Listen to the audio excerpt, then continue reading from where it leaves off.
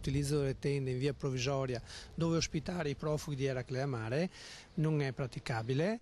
Stop alle tendopoli, e questa è la grande novità di una giornata frenetica iniziata presto in prefettura a Venezia. Con un vertice d'emergenza è stato definito il destino dei migranti ancora sistemati in un residence di Eraclea.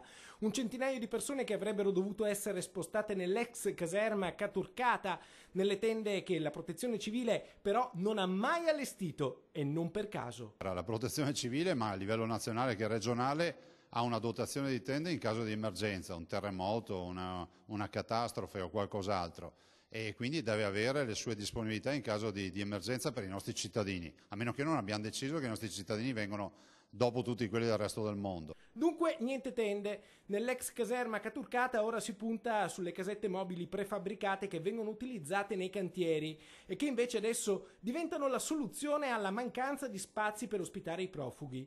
Una soluzione made in Eraclea che potrebbe diventare un modello da replicare in altre caserme, in altre aree demaniali. Il prefetto ha riconosciuto questo modello praticabile, quindi replicabile in altre aree. Lo spostamento dei migranti dovrebbe avvenire entro 15 giorni. Intanto a Ceggia i 30 profughi raccolti mentre erano allo sbando sulla A4 e ospitati nella palestra delle scuole elementari hanno chiesto di andare a Mestre in questura per essere identificati e chiedere lo status di rifugiati.